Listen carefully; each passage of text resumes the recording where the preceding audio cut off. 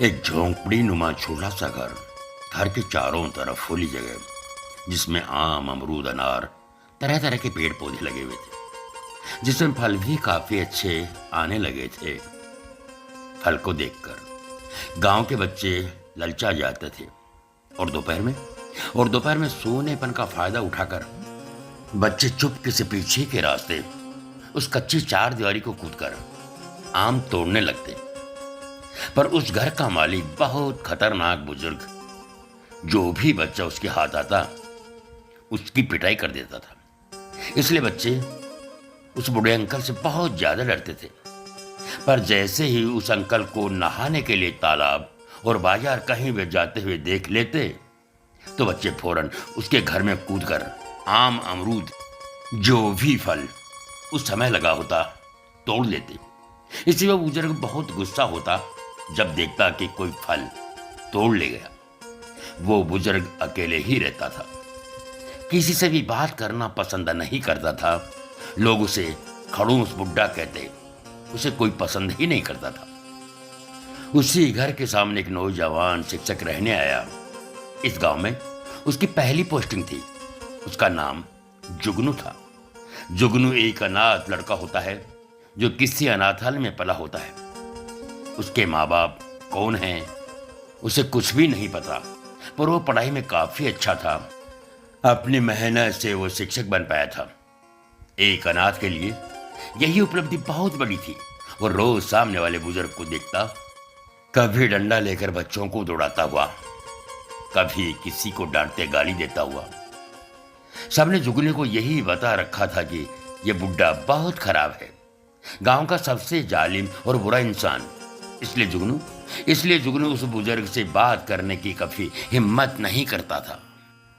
तभी अचानक से किसी जानवर के तेज दौड़ने की आवाज आई। जुगनू बाहर झांका, देखा कि उस बुजुर्ग के घर का बाजू वाला बड़ा दरवाजे को एक सांड तेजी से धकेल कर अंदर चला गया। अब डंडा लेकर बुजुर्ग भागते हुए आया।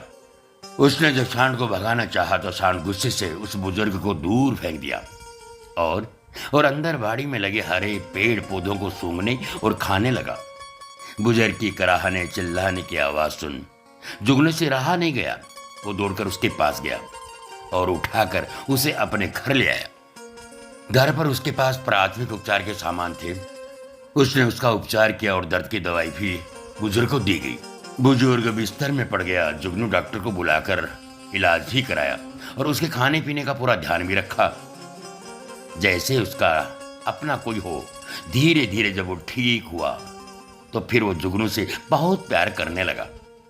जब जुगनू स्कूल से आता तो उसे गर्म चाय तैयार मिलती और उसी के साथ साथ खाने की तैयारी, जैसे सब्जी कटा हुआ, आटा गूथा हुआ, सब कुछ मिलता।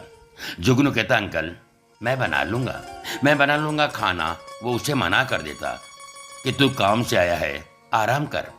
अब उस बुजुर्ग के चेहरे में मुस्कुराहट भी रहने लगी। जो कभी हंसा नहीं था, छोटी छोटी बातों में हंसने लग गया। एक दिन एक बच्चा उसके घर अमरूद तोड़ने घुसा था। तभी वो पहुंच गया। उसे देखकर बच्चा डर से भागने लगा।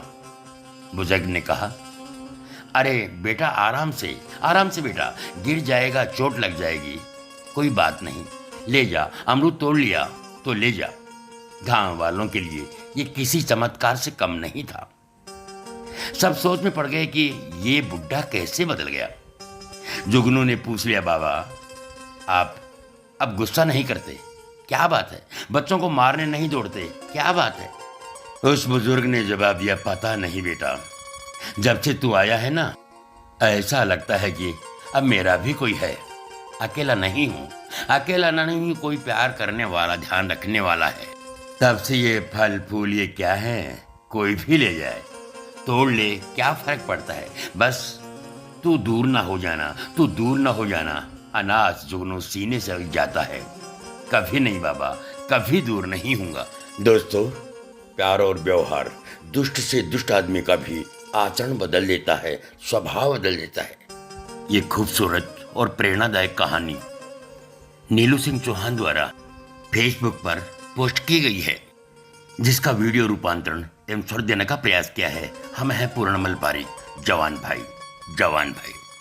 दोस्तों, कहानी अच्छी लगी हो तो लाइक, कमेंट और शेयर अवश्य कीजिए।